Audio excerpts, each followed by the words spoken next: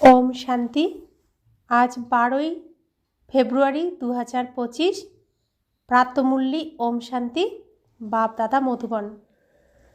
বাপদাদা বলছেন, মিঠে মিঠে বচ্চে, তোমরা হলে অতি বড় জহুরি।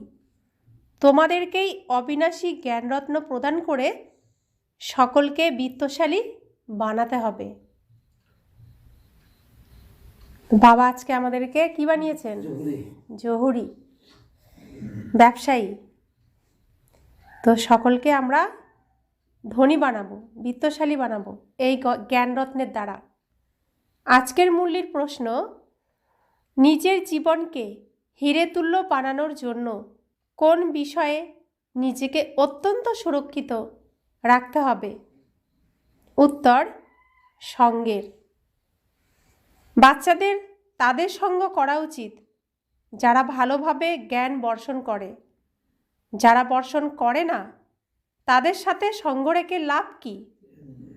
সঙ্গদোষ ভীষণভাবে লেগে যায়। কেউ কারোর সঙ্গে থেকে হিরোতুল্য হয়ে যায়, কেউ আবার কারোর সঙ্গে থেকে মাটির ঢেলা হয়ে যায়। যে জ্ঞানী হবে সে নিজের মতন অন্যদেরকেও তৈরি করবে। সঙ্গের দোষ থেকে নিজেকে সুরক্ষিত রাখবে। তো যেমন সঙ্গ তেমন রঙ্গ। যেমন আমার সাথী হবে আমার গতিও তেমনই হবে। তো বাবা আমাদের এই সঙ্ঘের খেয়াল রাখতে বারবার বলেন, আমাদেরকে অ্যাটেনশান এনে দেন। ওম শান্তি। মিষ্টি মিষ্টি আত্মারূপী বাচ্চাদের বুদ্ধিতে সমগ্র সৃষ্টি সম্পূর্ণ ড্রামা ভালোভাবে স্মরণে রয়েছে। এর পার্থক্যও বুদ্ধিতে রয়েছে। এই সবই বুদ্ধিতে পাকাপাকিভাবে থাকা উচিত যে সত্যযুগে সকলেই শ্রেষ্টাচারী, নির্বিকারী, পবিত্র, সমৃদ্ধশালী ছিল। এখন দুনিয়া ভ্রষ্টাচারী, বিকারী, অপবিত্র, দেউলিয়া হয়ে গেছে। যে সকালে কত ধনী ছিল সে রাতে কত গরিব হয়ে গেছে।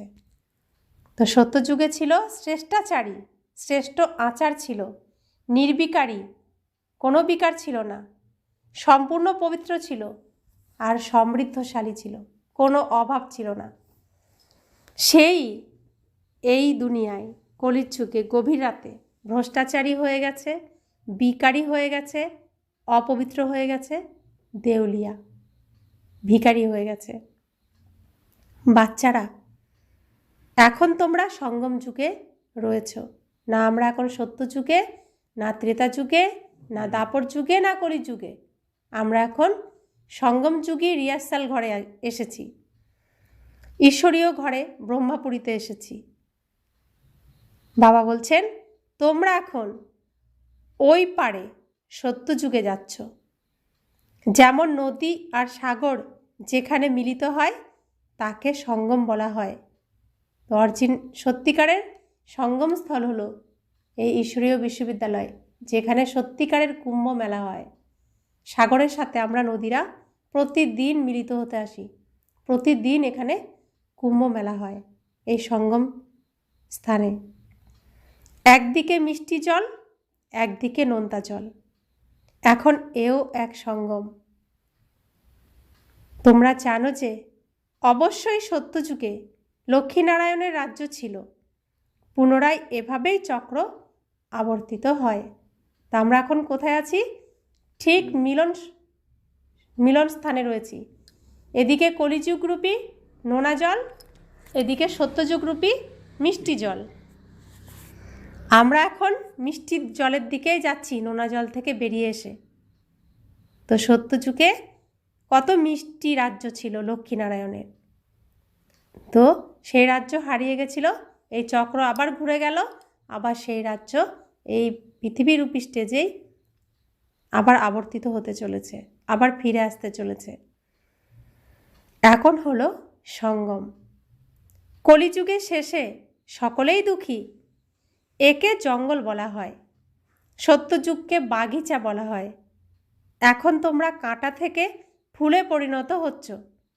বাচ্চারা, এই স্মৃতি তোমাদের থাকা উচিত। আমরা অসীম জগতের পিতার কাছ থেকে উত্তরাধিকার নিচ্ছি, এ কথা বুদ্ধিতে থাকা উচিত। 84 জন্মের কাহিনী একদমই সাধারণ। তোমরা জানো এখন 84 জন্ম পূর্ণ হয়েছে। তোমাদের বুদ্ধি এই তথ্যে পরিপুষ্ট যে আমরা এখন সত্যযুগী বাগিচায় যাচ্ছি। এখন আমাদের জন্ম এই মৃত্যুলোকে আর হবে না। নাকি কলিযুগে এখনো জন্ম নেওয়ার ইচ্ছা আছে? বাবা বলছেন এখন আর আমাদের এই মৃত্যুলোকে জন্ম হবে না, আমাদের জন্ম হবে অমর লোকে, সত্যযুগে। শিব বাবাকে অমরনাথ বলা হয়। আমরা অমর কথা শুনছি অমরনাথের কাছ থেকে, অমরত্ব লাভ করার জন্য, অমর লোকে যাওয়ার জন্য। তো শিব বাবাকে অমরনাথ বলা হয়। তিনি আমাদের অমর কাহিনী শোনাচ্ছেন। ওখানে আমরা শরীরে থেকেও অমর, অকালে মৃত্যু হবে না। আমরা ওখানে শরীরে থেকেও অমর থাকব। আমরা সেখানে নিজেদের খুশি অনুযায়ী শরীর পরিত্যাগ করব। তাকে মৃত্যুলোক বলা হয় না। তোমরা কাউকে বোঝালে তারা বুঝবে যে অবশ্যই এদের মধ্যে জ্ঞান পূর্ণ মাত্রায় রয়েছে। সৃষ্টির আদি এবং অন্তত আছে, তাই না? ছোট বাচ্চাও যুবক এবং বৃদ্ধ হয়, পরে তার মৃত্যু হয়ে যায়, পুনরায় শিশু হিসেবে জন্ম নেয়। সৃষ্টিও নতুন হয়, পরে কোয়ার্টার, পৌনে পুরানো, অর্ধেক পুরানো, তারপর সম্পূর্ণ পুরানো হয়ে যায়, পুনরায় নতুন হবে। এসব কথা আর কেউ কাউকে শোনাতে পারবে না।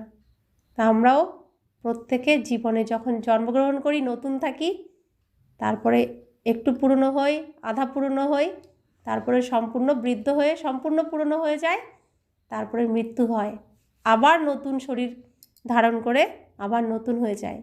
অর্থাৎ আত্মা যেমন তেমনই থাকে, শরীরের পরিবর্তন ঘটে। তো সৃষ্টিও সেরকমই। সত্যযুগ নতুন আর কলিযুগ পুরনো। এসব কথা এইভাবে আর কেউ কাউকে বোঝাতে পারবে না। এরকমভাবে চর্চা আর কেউ করতে পারবে না। তোমরা অর্থাৎ ব্রাহ্মণরা ব্যতীত অন্য আর কেউই আধ্যাত্মিক নলেজ পেতে পারে না।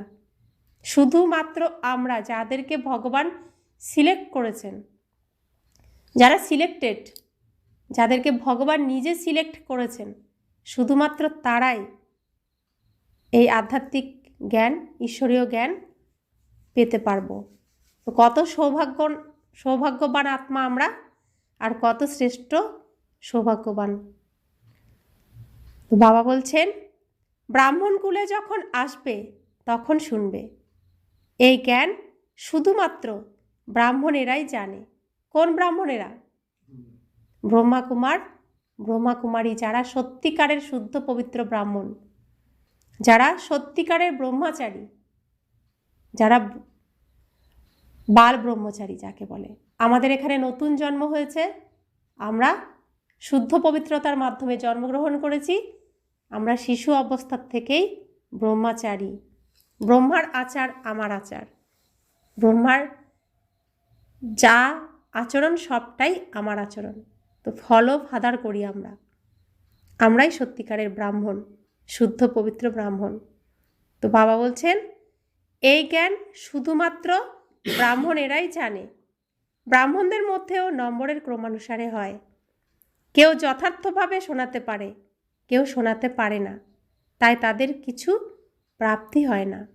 দেখবে জহুরিদের মধ্যেও কারোর কাছে কোটি কোটি সম্পদ থাকে, আবার কারোর কাছে 10,000-এর সম্পত্তিও থাকে না।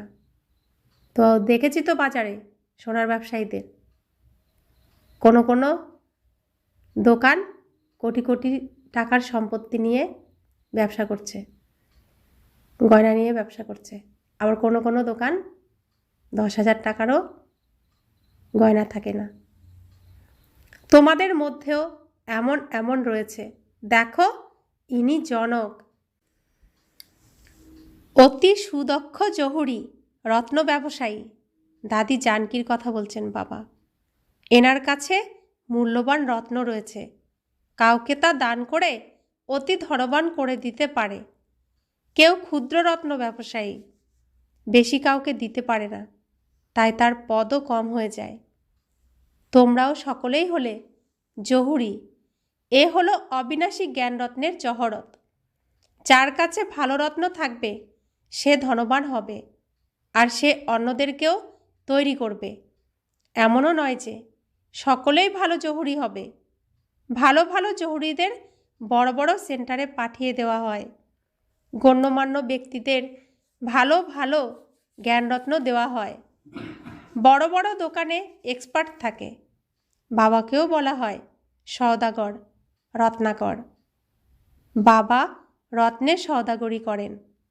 তিনি আবার জাদুকরও, কারণ তার কাছেই দিব্য দৃষ্টির চাবি রয়েছে। কেউ যদি প্রগাঢ় ভক্তি করে, নবদা ভক্তি করে, তো নবদা ভক্তি যে করে তবে তার সাক্ষাৎকার হয়ে যায়। এখানে তেমন কোনো কথা নেই। এখানে তো ঘরে বসেও অনায়াসেই অনেকের সাক্ষাৎকার হয়ে যায়। দিনে দিনে সহজ হতে থাকবে। অনেকেরই ব্রহ্মার আর কৃষ্ণের সাক্ষাৎকার হয়। তাদেরকে বলা হয় ব্রহ্মার কাছে যাও, সেখানে গিয়ে ওনার কাছে প্রিন্স হওয়ার পড়াশোনা করো। এই পবিত্র রাজকুমার রাজকুমারীরাই তো চলে আসে, তাই না? তো যারা ব্রহ্মার কাছে প্রিন্স প্রিন্সেস হওয়ার জন্য পড়াশোনা করছে, তারাই তো পবিত্র রাজকুমার রাজকুমারী হয়ে সত্যযুগে আসবে। প্রিন্সকে পবিত্র বলা যেতে পারে, জন্ম তো পবিত্রতার মাধ্যমেই হয়, তাই না? অপবিত্রকে ভ্রষ্টাচারী বলা হয়, অপবিত্রকে ভ্রষ্টাচারী বলা হবে। তা আমাদের এখানে জন্ম হয়েছে শুদ্ধ পবিত্র জন্ম, তাই আমরা শ্রেষ্ঠ আচার শিখছি ব্রহ্মাতনের মাধ্যমে শিব বাবার কাছ থেকে। পতিত থেকে পবিত্র হতে হবে, এ কথা বুদ্ধিতে থাকা উচিত, যা কাউকে বোঝাতেও পারো। মানুষে মনে করে এ তো অত্যন্ত সেন্সিবল। তাদের বলো আমাদের কাছে কোনো শাস্ত্রাদির জ্ঞান নেই। এ হলো আধ্যাত্মিক জ্ঞান, যা আধ্যাত্মিক পিতা বোঝান। এ হলো ত্রিমূর্তি ব্রহ্মা বিষ্ণু শঙ্কর। এরাও বাবার রচনা। রচয়িতা একজনই, উনি লৌকিক পিতা হলেন পার্থিব জগতের অর্থাৎ পার্থিব শরীরের রচয়িতা, আর ইনি হলেন অসীম জগতের পিতা, অসীম জগতের রচয়িতা। তো আমার শরীরের পিতা পার্থিব জগতের পিতা, শরীরের রচয়িতা, আর শিব বাবা হলেন জগতের পিতা, অসীম জগতের রচয়িতা। কিন্তু প্রথম শরীর রচনা করেছেন ব্রহ্মা বাবা, তাই প্রত্যেক শরীরের পিতা হলেন ব্রহ্মা বাবা। বাবা বসে পড়ান, পরিশ্রম করতে হয়। বাবা ফুলে পরিণত করেন। তোমরা হলে ঈশ্বরীয় কুলের, তোমাদেরকেই বাবা পবিত্র বানান। আমরা প্রত্যেকে হলাম কোন কুলের? ঈশ্বরীয় কুলের শ্রেষ্ঠ শ্রেষ্ঠ আত্মা, বাবার শ্রেষ্ঠ শ্রেষ্ঠ সন্তান, যারা প্রতিটি জন্মে প্রতিটি চরিত্রে ভগবানের শিক্ষার প্রমাণ দিয়ে যাচ্ছি। আমরা শ্রেষ্ঠ শ্রেষ্ঠ অভিনয় এই পৃথিবীরূপী স্টেজে করে গেছি আর করে যাচ্ছি। তো বাবা বলছেন তোমরা হলে ঈশ্বরীয় কুলের, তোমাদেরকেই বাবা পবিত্র বানান।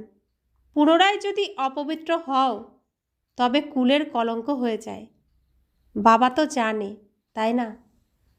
পুনরায় তখন ধর্মরাজের দ্বারা অত্যন্ত শাস্তি দেওয়াবেন। বাবার সঙ্গে ধর্মরাজও তো রয়েছেন। ধর্মরাজের কর্তব্য এখনই সম্পূর্ণ হয়, সত্যযুগে তো থাকবেই না। পুনরায় শুরু হবে দাপর থেকে। বাবা বসে কর্ম অকর্ম বিকর্মের গতি বোঝান।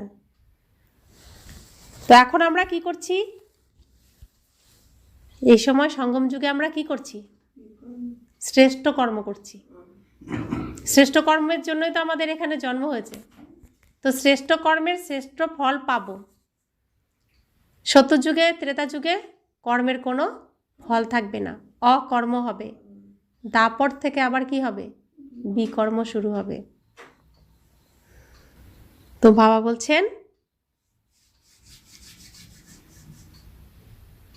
মানুষ বলে থাকে এ পূর্বজন্মে এমন কর্ম করেছে যার জন্যই এই ভোগান্তি কর্মভোগ প্রাপ্ত করেছে। সত্যযুগে এমনভাবে বলা হবে না। খারাপ কার্যের কোনো নামই সেখানে থাকে না।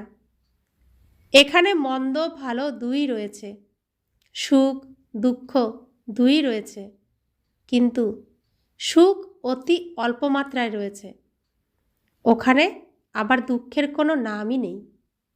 এখানে কেউ যদি একটু হাসে, তার হাসির জন্য কতটা পরিমাণে পরে কাঁদতে হয়। একটুখানি সুখ যদি পেয়ে যায়, রাবণের তো সহ্য হয় না, তাকে কত বেশি পরিমাণে দুঃখ দেয়। তো বলে যত হাসি তত কান্না। রাবণ হলো এরকম। আর বাবার রাজ্যে দুঃখ শব্দটাই থাকবে না, এক অংশ দুঃখও থাকবে না। তো বাবা বলছেন সত্যযুগে দুঃখ কোথা থেকে আসবে? তোমরা বাবার কাছ থেকে নতুন দুনিয়ার উত্তরাধিকার প্রাপ্ত করো। বাবাই দুঃখ হরণকারী, সুখ প্রদানকারী। দুঃখ কবে থেকে শুরু হয় সেও তোমরাই জানো। দুঃখ কবে থেকে শুরু হয়? দাপর যুগ থেকে দুঃখ শুরু হয়। যখন থেকে রাবণ রাজ্য শুরু হয় তখন থেকেই দুঃখ শুরু হয়। তো সেই জন্য এই সঙ্গম যুগে আমাদের মহামন্ত্র কি হয়ে যায়? লৌকিকের জন্য হরে কৃষ্ণ হরে রাম, অর্থাৎ শ্রীকৃষ্ণের অন্তিম জন্মের অন্তিম শরীর ব্রহ্মা বাবার দ্বারা আর স্বয়ং ভগবান শিব বাবা রাম এই বিষের দুনিয়ার থেকে সমস্ত বিষকে পরিষ্কার করছেন, সমস্ত দুঃখকে হরণ করছেন। সেই জন্য হরে কৃষ্ণ অর্থাৎ হরণ করছেন কৃষ্ণ আর হরণ করছেন রাম। তো সমস্ত দুঃখকে হরণ করছেন ধীরে ধীরে। তো বাবা বলছেন শাস্ত্রতে তো কল্পের আয়ুই লম্বা চওড়া করে লিখে দিয়েছে। এখন তোমরা জানো যে আধা কল্পের জন্য আমাদের দুঃখ দূরীভূত হয়ে যাবে আর আমরা সুখ প্রাপ্ত করব। এই সৃষ্টির চক্র কিভাবে আবর্তিত হয় এর উপর বোঝানো অতি সহজ। এইসব কথা তোমরা ব্যতীত আর কারোর বুদ্ধিতেই থাকতে পারে না। সেই জন্য আমরা কি ভাবি, এত সুন্দর কথা তারা বোঝে না কেন? বোঝালেও বোঝে না কেন? এত সুন্দর সুন্দর কথাকে ওরা কিভাবে খারাপ বলতে পারে? আমাদের খুব তখন মনে কষ্ট পায় যে এত সুন্দর কথা বাবা এত সুন্দর করে বোঝাচ্ছেন, ওরা কেন বুঝতে পারে না? কারণ ওদের ভাগ্যে নেই। তো বাবা বলছেন লক্ষ লক্ষ বছর বলে দেওয়ায় সব কথা বুদ্ধি থেকে বেরিয়ে যায়। তারা এসব কথাকে শুনতেই চায় না, ভাবে এরা কি বলছে, সব ফালতু কথা বলছে। এখনও তো কলিযুগ বহু দেরি আছে শেষ হতে। এখন তোমরা জানো যে এই চক্র 5000 বছরের, যেন কালকেরই কথা, যখন এই সূর্যবংশীয় চন্দ্রবংশীয়দের রাজ্য ছিল। বলাও হয় যে ব্রাহ্মণদের দিন এমনও নয় যে বলবে শিব বাবার দিন। ব্রাহ্মণদের দিন অর্থাৎ ব্রহ্মার দিন, পুনরায় ব্রাহ্মণদের রাত অর্থাৎ ব্রহ্মার রাত, অর্থাৎ আমাদের দিন আমাদের রাত। ব্রাহ্মণ পুনরায় ভক্তিমার্গেও চলে আসে। এখন হলো সঙ্গম, না দিন না রাত। তাহলে এখন কোন সময়? ভোর। উষাকাল। তোমরা জানো যে আমরাই ব্রাহ্মণ, পুনরায় দেবতা হব, পরে ত্রেতায় ক্ষত্রিয় হব। এ কথা বুদ্ধিতে পাকাপাকিভাবে স্মরণ করে নাও। এ সমস্ত কথা আর কেউ জানে না।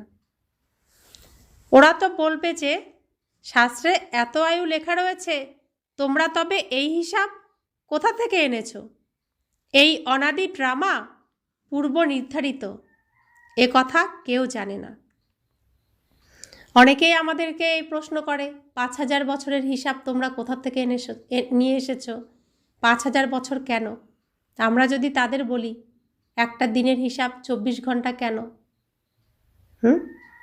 23 ঘন্টা হতে পারে, 23 ঘন্টা 25 ঘন্টা হতে পারে, তো সেটা নয় কেন? 24 ঘন্টাই কেন? এটাও তো কেউ না কেউ 24 ঘন্টার হিসেবেটা বানিয়ে সময়টাকে যাতে আমরা চলতে পারি সেই হিসেবে বানানো হয়েছে না? কোনো না কোনো মানুষ তো ধরেছে, কোনো না কোনো যারা ভৌগোলিক চর্চা করেন বা যারা বিজ্ঞানী তারাই তো করেছেন। তাহলে 24 ঘন্টা কেন? সেখানে কেন প্রশ্ন নেই? 7 দিনে 1 সপ্তাহ কেন? 30 দিনে 1 মাস কেন? 365 দিনে 1 বছর কেন?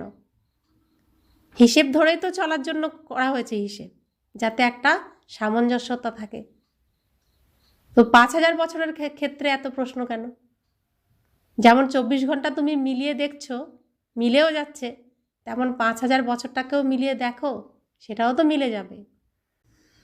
বাবা বলছেন, বাচ্চারা, কেবল তোমাদের বুদ্ধিতেই রয়েছে যে আধা কল্প হলো সত্যযুগ, ত্রেতা, পুনরায় আধা থেকে ভক্তি শুরু হয়।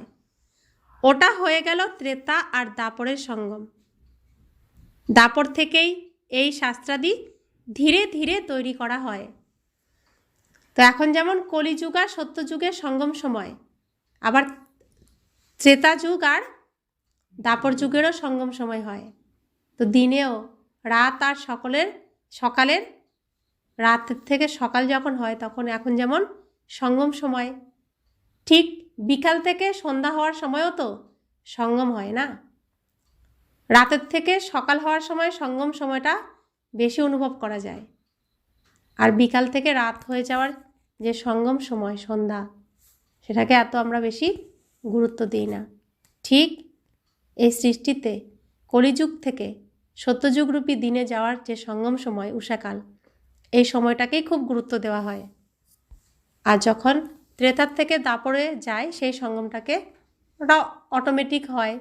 আমরা যেমন বিকেল থেকে সন্ধ্যায় যাই সেরকমই, অত গুরুত্ব থাকে না। এখন রাতের থেকে দিনে যাচ্ছি না, তাই পরিষ্কার পরিচ্ছন্ন হওয়ার সময়, এই সময় ত্যাগের সময়। যেমন প্রত্যেক দিন ভোরবেলা আমরা কি করি? নিজেকে পরিষ্কার করি, নিজের বাসস্থানকে পরিষ্কার করি, সব নোংরাকে কি করি? ত্যাগ করি, পরিষ্কার করি।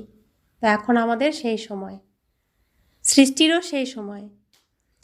তো বাবা বলছেন, ভক্তিমার্গের সামগ্রী অতি দীর্ঘ।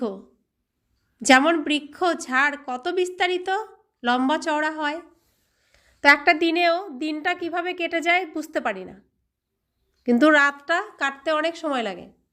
আর রাতে সবাই জেগে থাকে, কিন্তু ভোরবেলা অনেকে ঘুমিয়ে থাকে না? রাতে কিন্তু সবাই জেগে থাকে। তো কল্পবৃক্ষেও তাই, ভোরবেলা অনেকেই বাড়িতে ঘুমিয়ে থাকে। আমরা শুধুমাত্র দেবী দেবতা যারা, তারা অভিনয় করতে আসি, আর বাকি সবাই ঘুমিয়ে থাকে। কিন্তু রাতে সবাই জেগে যায়, দেবতারাও জেগে যায়, যারা অসুর রূপে অভিনয় করে তারাও জেগে যায়, তারা মানুষ রূপে যারা অভিনয় করে তারাও জেগে যায়। তো কলিযুগরূপী রাতে সবাই জেগে রয়েছে, এর জন্য পৃথিবীতে এত ভিড় হয়ে রয়েছে। তো বাবা বলছেন যে যেমন বৃক্ষ ঝাড় কত বিস্তারিত লম্বা চওড়া হয়, এর বীজ হলেন কে? বাবা। এ হলো উল্টো বৃক্ষ। সর্বপ্রথমে আসে আদি সনাতন দেবী দেবতা ধর্ম। এ সমস্ত কথা যা বাবা শোনান তা সম্পূর্ণ নতুন। এই দেবী দেবতা ধর্মের স্থাপক কে? কেউ জানে না। এই দেবী দেবতা ধর্ম অর্থাৎ সত্যিকারের ধর্ম কে স্থাপন করেন? শিব বাবা করেন। কার দ্বারা? শ্রীকৃষ্ণের অন্তিম জন্মের অন্তিম শরীর, যার নাম রাখা হয়েছে ব্রহ্মা, সেই শরীর দ্বারা। কৃষ্ণ তো শিশু, জ্ঞান শোনান বাবা, বাবার নাম সরিয়ে বাচ্চার নাম দিয়ে দিয়েছে, শ্রীকৃষ্ণের নাম দিয়ে দিয়েছে। শ্রীকৃষ্ণেরই চরিত্রাদি অ্যাক্টিভিটি দেখানো হয়েছে। বাবা বলেন এতে কৃষ্ণের কোনো লীলা, কৃষ্ণের কোনো মহিমা নেই। গায়নও করে, হে প্রভু তোমার অপার মহিমা। লীলা একজনেরই হয়, শিব বাবার মহিমা সম্পূর্ণ পৃথক। তো লীলা কে করছেন? শ্রীকৃষ্ণ। অর্থাৎ ব্রহ্মা বাবা রূপে যা যা লীলা করেছেন নাম হয়েছে কার? শ্রীকৃষ্ণ রূপের, শিশু রূপের। তো আমরা আমাদের ছোটবেলায় আমাদেরকে যারা যারা দেখেছে তারা সেই রূপেই আমাদেরকে এখনো ভেবে আসছে না। সেজন্য শ্রীকৃষ্ণের রূপকেই আমরা এখনো ভেবে আসছি, তার বৃদ্ধ রূপকে আমরা ভুলে যেতে চাই। কারণ বৃদ্ধ রূপটা কারোরই মনে রাখতে ইচ্ছা করে না, শিশু রূপটাকেই সবাই ভালোবাসে। তো বাবা বলছেন গায়নও করে, হে প্রভু তোমার অপার মহিমা। লীলা একজনেরই হয়, শিব বাবার মহিমা সম্পূর্ণ পৃথক। তিনি হলেন সদা পবিত্র, কিন্তু তিনি পবিত্র শরীরে তো আসতে পারেন না। ওনাকে আহ্বানও করা হয় পতিত দুনিয়ায় এসে পবিত্র বানাও। তাই বাবা বলেন আমাকেও পতিত দুনিয়ায় আসতে হয়। এনার অনেক জন্মের অন্তিম লগ্নে এসে প্রবেশ করি। কার? ব্রহ্মা বাবার অনেক জন্মের অন্তিম লগ্নে এসে প্রবেশ করি। তাই বাবা বলেন মুখ্য কথা হলো অল্পকে স্মরণ করো, বাকি সব কিছুই হলো ডিটেল। অল্প অর্থাৎ বাবা, অল্প অর্থাৎ আল্লাহ, অর্থাৎ স্বয়ং ভগবান শিব বাবা। সেসব তো ধারণ করতে পারবে না, যা ধারণ করতে পারবে সেসবই তিনি তাদেরকে বোঝান। তো বাবাকে স্মরণ করলে সব কিছুই আমরা প্রাপ্ত করব, কিন্তু ডিটেলটাকে স্মরণ করা সম্ভব নয়। সত্যযুগ থেকে কলিযুগ পর্যন্ত যে 84টা চরিত্রে শ্রীকৃষ্ণ নিজে অভিনয় করেছেন, প্রত্যেকটি চরিত্র স্মরণ করতে দিলে অনেক সময় লাগবে। শুধু স্মৃতি ফিরিয়ে দিচ্ছেন, স্মরণ কাকে করতে হবে? স্মরণ কাকে করতে হবে? যে এই নাটকটা রচনা করেছেন তাকেই স্মরণ করতে হবে। তাহলে পুরো নাটকটাই আমাদের স্মৃতিতে চলে আসবে, ধারণ হয়ে যাবে। তো যতটা আমরা ধারণ করতে পারবো ততটাই তিনি বলছেন, ততটাই তিনি বোঝাচ্ছেন। এছাড়া আমি শুধু বলে দিই মন মনা ভব, শুধু মনে মনে আমাকেই ভাবো। বুদ্ধি তো নম্বরের ক্রমানুসারেই হয়। কোনো মেঘ অতি বর্ষণ করে, কোনো মেঘ আবার অল্প বর্ষণ করে চলে যায়। তোমরাও তো জ্ঞানের মেঘ, তাই না? আবার কোনো কোনো মেঘ উড়ে চলে যায়, বর্ষণ করতে পারে না। তো আমরা মেঘ এই সাগরে এসে ভরে নিই, তারপরে বাইরে গিয়ে বর্ষণ করি। কেউ আবার একদমই বর্ষণ করে না, জ্ঞানকে আকর্ষণ বা গ্রহণ করার শক্তিই নেই। মাম্মা বাবা তো ভালো মেঘ, তাই না? যারা ভালোভাবে বর্ষণ করে, বাচ্চাদেরও তাদের সঙ্গই করা উচিত। যারা বর্ষণ করেই না তাদের সাথে সঙ্গ করে কি হবে? সঙ্গদোষও অনেক হয়। কেউ কারোর সঙ্গ করে হিরে তুল্য হয়ে যায়, কেউ আবার কারোর সঙ্গে থেকে মাটির ঢেলা হয়ে যায়। যে ভালো তার পিঠ ধরে নেওয়া উচিত, অর্থাৎ তাকে ফলো করা উচিত। যে জ্ঞানী হবে সে অপরকেও নিজ সম ফুলে পরিণত করবে। সত্য পিতার মাধ্যমে যারা জ্ঞানবান আর যোগী হয়েছে তাদের সঙ্গ করা উচিত। এমন মনে করা উচিত নয় যে আমরা অমুকের লেজ ধরে পার হয়ে যাব। এমন অনেকেই বলে, কিন্তু এখানে তো সেরকম কোনো কথা নেই। কাউকে ধরে রাখলে পার হব? আমরা আগে কি জানতাম? গুরু ধরে রাখলাম তো পার করে দেবে গুরু, পার হয়ে যাব। কিন্তু গীতাতেই আবার বলছে, শাস্ত্রেই বলছে যে সাধু সন্ত গুরু ইত্যাদি সকলকে উদ্ধার করতে কে আসেন? ভগবান আসেন। তাহলে তারা কি আমাদের উদ্ধার করবেন? তো এর জন্য বাবা বলেন, মুখে বলে এক, করে আরেক, বোঝে এক, করে আরেক। সেজন্য বলছেন যে অমুকের লেজ ধরে পার হয়ে যাব এমন বলে, কিন্তু এরকম ব্যাপার তো হয় না। আর এখানে সেরকম কোনো কথাই নেই। স্টুডেন্ট কারোর লেজ ধরলে পাস হয়ে যাবে কি? পড়াশোনা না করলে স্টুডেন্ট কি পাস হবে? আমরা এখানে ঈশ্বরীয় পড়াশোনা করতে এসেছি। পড়াশোনা না করলে পাস কি হবে? পড়তে হবে, তাই না? বাবাও এসে নলেজ দেন। এই সময় তিনি জানেন যে আমাকে জ্ঞান প্রদান করতে হবে। ভক্তিমার্গে ওদের বুদ্ধিতে একথা থাকে না যে আমাদের জ্ঞান প্রদান করতে হবে। ভক্তিমার্গে লোকেদের কারোর এই কথা কি থাকে বুদ্ধিতে যে আমাকে জ্ঞান প্রদান করতে হবে? সেখানে আমাদের মন মানসিকতা কি থাকে? যে গীতা পাঠ করতে পারে বা শাস্ত্র পাঠ করে শোনায়, আমি খুব ভালো শোনাতে পারি, আমার খুব সুনাম করে, আমার খুব সুনাম হোক, এটাই আশা থাকে প্রত্যেকের। খুব ভালো করে আমি পাঠ শোনাবো, এটাই তো উদ্দেশ্য থাকে। কিন্তু জ্ঞান শোনাবো, কারো জীবন পরিবর্তন করব, এই উদ্দেশ্য থাকে না। আর এখানে নিজের জীবনকেও পরিবর্তন করতে হবে, অন্যের জীবনকেও পরিবর্তন করতে হবে। নিজেও জ্ঞান শুনতে হবে, ধারণ করতে হবে, অন্যকেও শোনাতে হবে, ধারণ করাতে হবে, সবাইকে পড়াশোনার নেশা ধরাতে হবে। তো বাবা বলছেন এই সবই ড্রামায় নির্ধারিত রয়েছে। এই নাটকটা এভাবেই সাজানো হয়েছে। বাবা কিছুই করেন না। ড্রামায় দিব্য দৃষ্টি প্রাপ্ত করার পাঠ রয়েছে, তাই সাক্ষাৎকার হয়ে যায়। বাবা বলেন এমনও নয় যে আমি বসে বসে সাক্ষাৎকার করাই, এও ড্রামায় পূর্ব নির্ধারিত। আবার কেউ যদি দেবী সাক্ষাৎকার করতে চায়, দেবী তো তা করাবে না, তাই না? তারা বলেও, হে ঈশ্বর, আমাদের সাক্ষাৎকার করাও।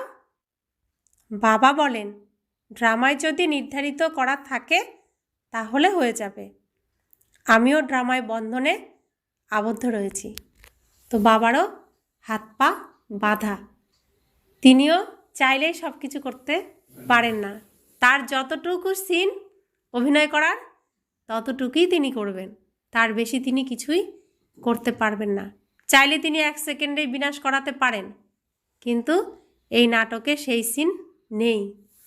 যার যার পার্ট তাকেই প্লে করতে হবে, যার যার অভিনয় তাকেই অভিনয় করতে হবে। বাবা বলেন আমি এই সৃষ্টিতে এসেছি, এনার মুখ দ্বারা আমি বলছি, এনার নেত্র দ্বারা আমি দেখছি। যদি এই শরীর না থাকে তবে কি করে দেখতে পাবো? প্রতি দুনিয়াতেই আমাকে আসতে হয়। তো কার শরীর দ্বারা তিনি দেখছেন? ব্রহ্মা বাবার, শ্রীকৃষ্ণের অন্তিম জন্মের অন্তিম শরীর দ্বারা শিব বাবা দেখছেন। স্বর্গে তো আমাকে ডাকাই হয় না, আমাকে ডাকাই হয় সঙ্গমে। যখন সঙ্গমে এসে শরীর ধারণ করি তখনই দেখি, তার আগে বাবা কিছুই দেখতে পান না। শুধু আমরা যে মূর্তির সামনে গিয়ে বলি, যে দেবীর সামনে বা দেবতার সামনে গিয়ে বলি, তো আমাদের যে মনের ভাব বাবা সেইটুকু অনুভব করেন। আর সেই অনুভবের জন্যই সেই দেবী দেবতার মাধ্যমে আমাদের মনের ইচ্ছা পূরণ করে দেন। কিন্তু আমরা কি করি, কিভাবে কি করি, তিনি সেসব দেখেন না। যখন ব্রহ্মা বাবা শরীরে আসেন এই পৃথিবীতে, তখনই তিনি সব কিছু দেখেন। বাবা বলছেন নিরাকার রূপে তো কিছু দেখতে পাই না, অর্গ্যানস ছাড়া আত্মা কিছুই করতে পারে না। তো শিব বাবা যখন আত্মারূপে বসে থাকেন, কিছুই দেখতে পান না আমরা কি করি না করি। শুধু মনের ভাবটাকে তিনি অনুভব করেন, এই বাচ্চা এই করছে, এই বাচ্চা ওই করছে, কিন্তু কিভাবে কি করছে তিনি দেখতে পান না। তো বাবা বলছেন, শরীর ছাড়া আমি কিভাবে দেখব, কিভাবে নড়াচড়া করব? এ তো অন্ধশ্রদ্ধা যে যারা বলে ঈশ্বর সব কিছু দেখেন, সব কিছু তিনিই করেন, কিন্তু দেখবেন কিভাবে? যখন কর্মেন্দ্রিয় প্রাপ্ত হবে তখনই তো দেখবেন, তাই না? বাবা বলেন, ড্রামা অনুসারে ভালো বা খারাপ কার্য প্রত্যেকেই করে, এটাই নির্ধারিত। আমি কি বসে বসে এত কোটি কোটি মানুষের হিসাব রাখবো? না, তা রাখবো না। আমার ব্রহ্মার শরীর আছে, তাই সব কিছু করি। তো তার নির্ধারিত রয়েছে ব্রহ্মা বাবা শরীর, যখন সেই শরীরে আসেন তখন তিনি সব কিছু করেন। করণ করাবন হারও তখনই বলা হয়, তা না হলে বলতে পারবে না। যখন আমি এনার মধ্যে আসব তখনই তো এসে পবিত্র বানাবো। উপরে আত্মা কি করবে? শরীরের সাহায্যেই পার্ট প্লে করবে, তাই না? তো আত্মা উপরে কি রূপে থাকে? বিন্দু রূপে, নিরাকার রূপে। সেখানে কোনো কিছুই করার থাকে না, সেখানে শান্ত হয়ে বসে থাকে। যা কিছু করে কোথায় করে? ওম শান্তি। কোথায় করে? এই পৃথিবীতে করে। শরীরের সাহায্যেই পার্ট প্লে করবে, তাই না? আত্মা পৃথিবীতে আসে, শরীর ধারণ করে, তারপরে পৃথিবীতে অভিনয় করে। পরমধাম তো অভিনয় করা সম্ভব নয়, বিন্দুরূপে শান্ত হয়ে জড় পদার্থের মতো বসে থাকে। তো যা করার সব কিছু এখানেই আমরা করি। তো বাবা বলছেন, আমিও এখানে এসে পার্ট প্লে করি। সত্যযুগে আমার কোনো পার্ট থাকে না। পার্ট না থাকলে কেউ কিছু করতে পারে না। শরীর ব্যতীত আত্মা কিছুই করতে পারে না। আত্মাকে আহ্বান করা হয়, সেও তো শরীরে এসেই বলবে, তাই না? কর্মেন্দ্রিয় ব্যতীত কিছুই করতে পারে না। এটাই হলো ডিটেলে বিস্তারিতভাবে বোঝানো। প্রধানত এ কথাই বলা হয় যে বাবা আর তার উত্তরাধিকারকে স্মরণ করো। অসীম জগতের বাবা এত বড়, এত মহান, এত সর্বোচ্চ, তিনি, ওনার থেকে উত্তরাধিকার কখন প্রাপ্ত হবে এ কথা কেউ জানে না। তারা বলে এসে দুঃখ হরণ করো, সুখ প্রদান করো, কিন্তু কবে? এ কথা কেউ জানে না। বাচ্চারা, তোমরা এখনই এই নতুন কথা শুনছো। তোমরা জানো যে আমরা এখন অমরত্ব লাভ করছি, অমরলোকে যাচ্ছি। তোমরা অমরলোকে কতবার গেছো? কতবার গেছি? অনেকবার। এর কোনো হিসেব নেই। এর হিসেব বাবা বলেনও না। এর কখনো অন্ত হয় না। অনেকেই বলে মোক্ষ কি প্রাপ্ত হবে না? চিরমুক্তি প্রাপ্ত কি হবে না, যে আর জন্ম নিতে হবে না? বাবা বলেন, বলো না। এ হলো অনাদি অবিনাশী ড্রামা। এর কখনো বিনাশ হতে পারে না।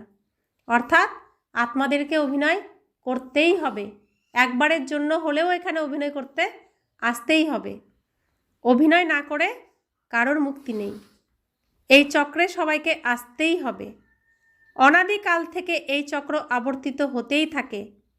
বাচ্চারা, তোমরা এই সময় সত্যিকারের সাহেবকে জেনে গেছো, আর সত্য ঘটনাকেও আমরা জেনে গেছি। এই পৃথিবীর রঙ্গমঞ্চের নাটকটাকেও আমরা জেনে গেছি। যেমন প্রতিদিন সকাল হয়, বিকেল হয়, রাত হয়, আবার ভোর হয়, আবার সকাল হয়, এ চলতেই থাকে, এর কোনো শেষ নেই। সেরকম এই পৃথিবী স্টেজে নাটকটা সত্যযুগে শুরু হয়, কলিযুগে শেষ হয়, আবার সত্যযুগে শুরু হয়, আবার কলিযুগে শেষ হয়, এ চলতেই থাকে। এর কখনো বিরাম নেই। অবিরাম অনাদি এই নাটক, অবিনাশী এই নাটক চলতেই থাকে। তো বাবা বলছেন, তোমরা হলে সন্ন্যাসী, তাই না? তা আমরা কিসের সন্ন্যাস নিয়েছি? আমরা সন্ন্যাসী কিসের? সংসার ত্যাগ করা সন্ন্যাসী? কোন সন্ন্যাসী?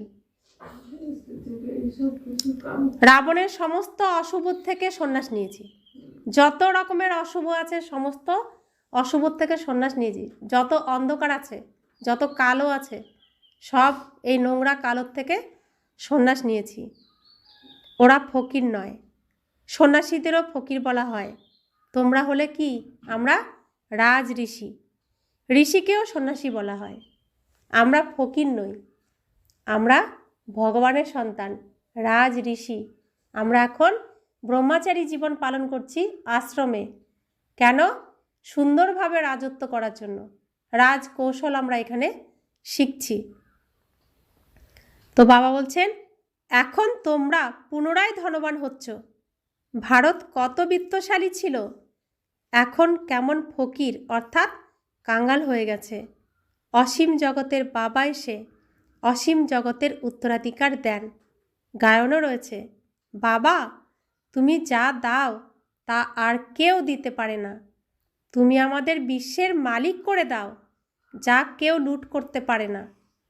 এরকম এরকম গান যারা রচনা করেছে তারা এর অর্থ নিয়েও ভাবেনি। তোমরা জানো যে ওখানে পার্টিশন ইত্যাদি হয় না।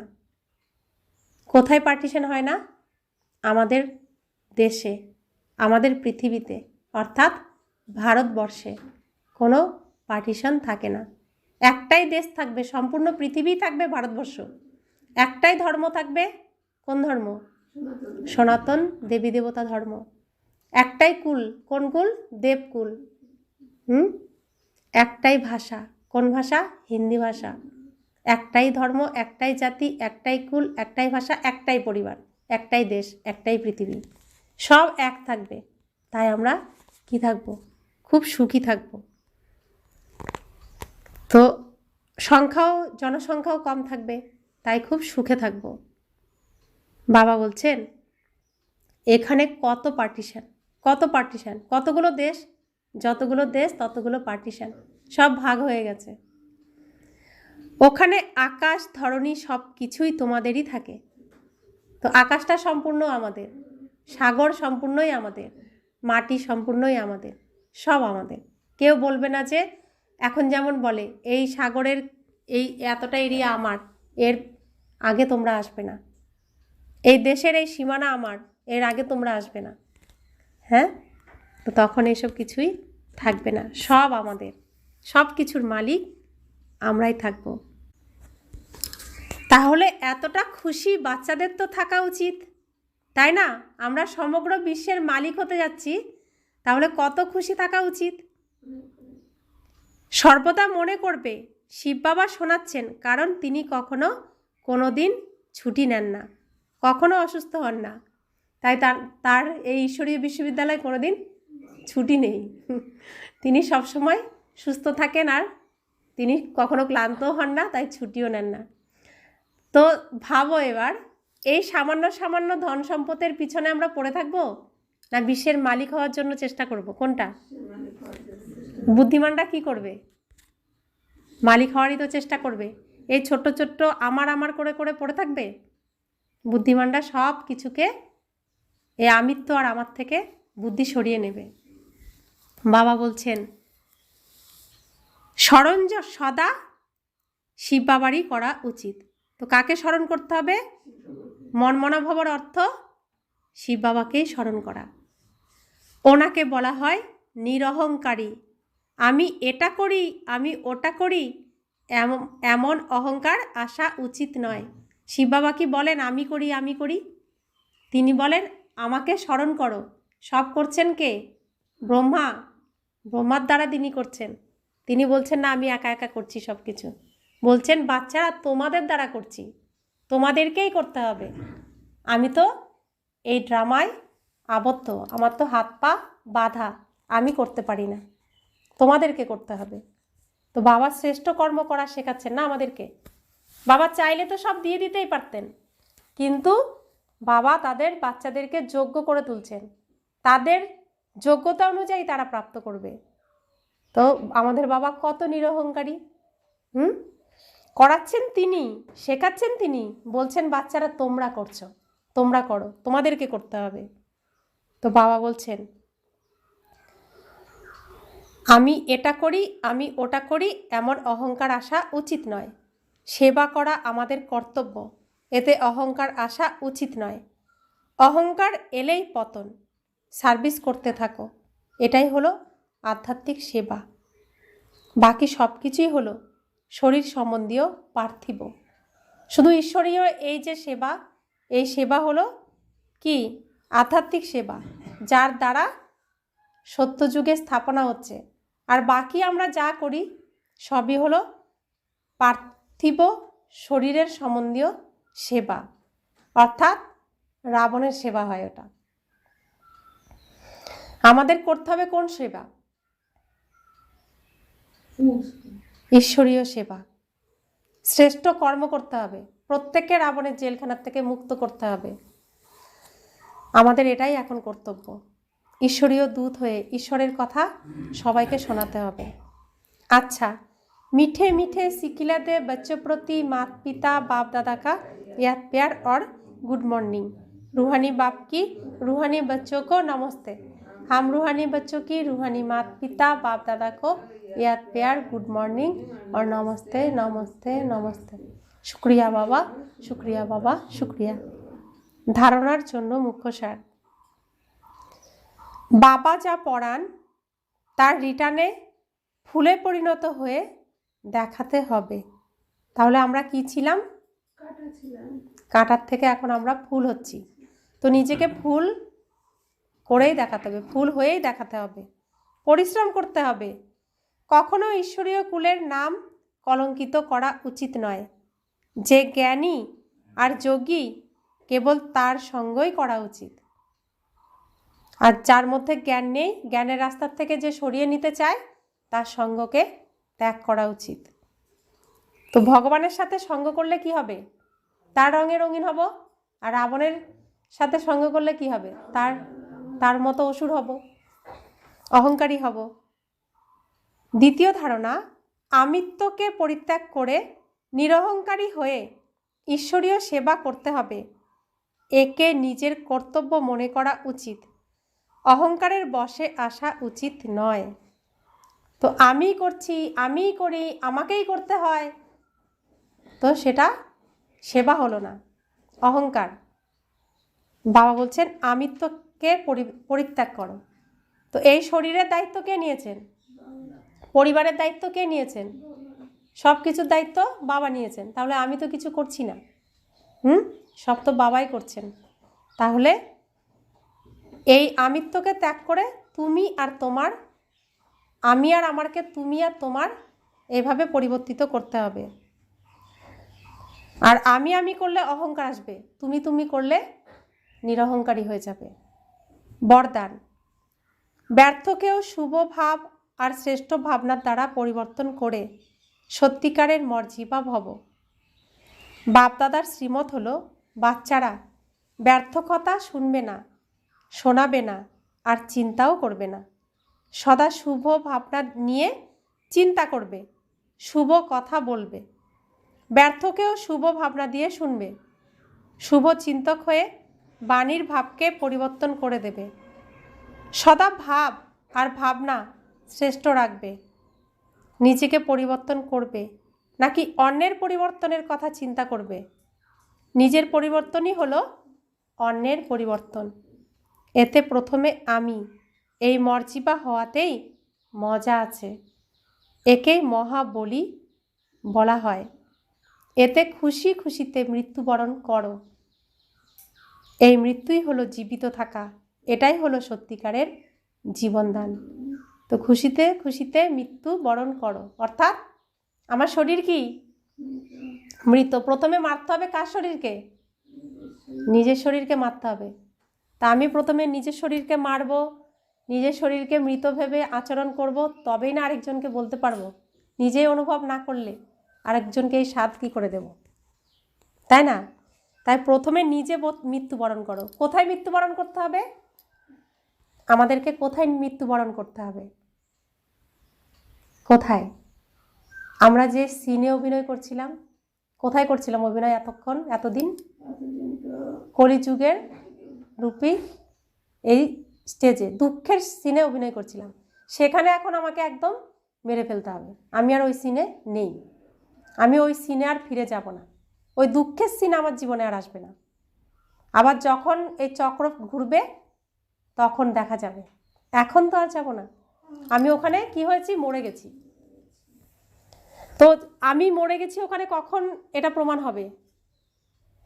যখন ওরা ভাববে যে এ তো অন্যরকম হয়ে গেছে, আমাকে আর ওই সিনের মধ্যে টানবে না, ডাকবে না, তখন বুঝবো যে আমি ওখানে মরে গেছি।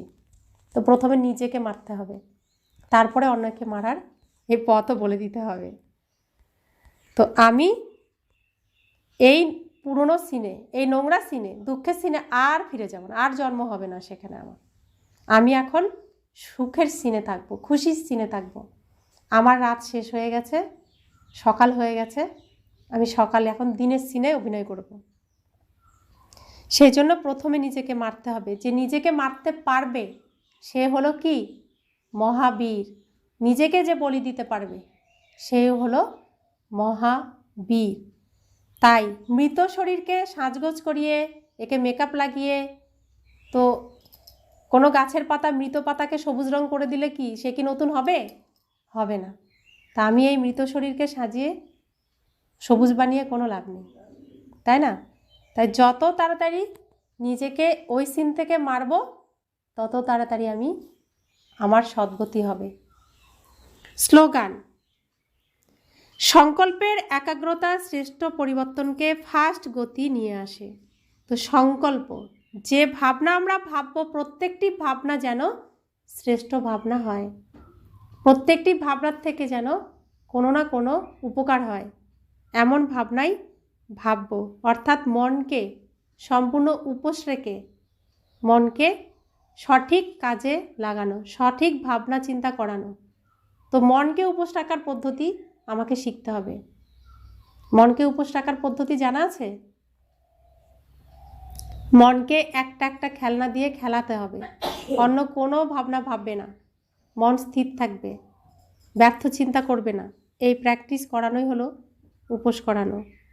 তো প্রত্যেক দিন একটা করে সমান নেওয়া, আমি সুখী আত্মা, বা আমি সর্বশক্তিমান আত্মা, আমি বিঘ্ন বিনাশক আত্মা, আমি বিশ্ব কল্যাণকারী আত্মা, আমি মুক্তিদাতা আত্মা। কিছু না কিছু একটা সমান নিয়ে মনকে ব্যর্থর থেকে উপোস করাতে হবে। অব্যক্ত ইশারা আজকের: একান্ত প্রিয় হও, একতা আর একাগ্রতাকে ধারণ করো। সংগঠনের শক্তি যেটা চায় সেটা করতে পারে। সংগঠনের নিদর্শন স্বরূপ স্মরণিক হলো পঞ্চপাণ্ডব। একতার শক্তি হাজি হাজি, নিজের মতামত জানানো, পুনরায় একতার বন্ধনে আবদ্ধ হয়ে যাওয়া, এই একতাই হলো সফলতার সাধন। তো আমরা এই পরিবারে এক ঈশ্বরের সন্তান, আমরা এক পরিবারের। তো আমরা এটা একটা সংগঠনে রয়েছি। তো যে কোনো আমাদের প্ল্যান যা আমরা করি সেটাকে সফল করতে এই সংগঠনের সবাই এগিয়ে আসলে সেটা সফল হবে কি হবে না? হবে। তো এই সংগঠনে আমি মতামত জানাবো, প্রত্যেকেই প্রত্যেকের মতামত জানাবে। তো আমি যেটা গ্রহণ হবে, সবাই মিলে যে সিদ্ধান্ত আসবে সেটাকে হাজি, আমার মত কেন শোনা হলো না, এরকম নয়। যেটা শ্রেষ্ঠ হবে, যে প্ল্যানিংয়ে সুন্দর হবে, সেখানে হাজি হাজি, হ্যাঁ ঠিক আছে, এটাই সঠিক। তো এই একতাই আমাদের সফলতা এনে দেবে, একতাই হলো সফলতার নিদর্শন। তাই বাবা বলছেন একান্ত প্রিয় হও আর একতায় এসো, ছাড়া ছাড়া থেকো না, একভাবে একসাথে সংগঠনে চলো, তবে সফলতা আসবে। ওম শান্তি।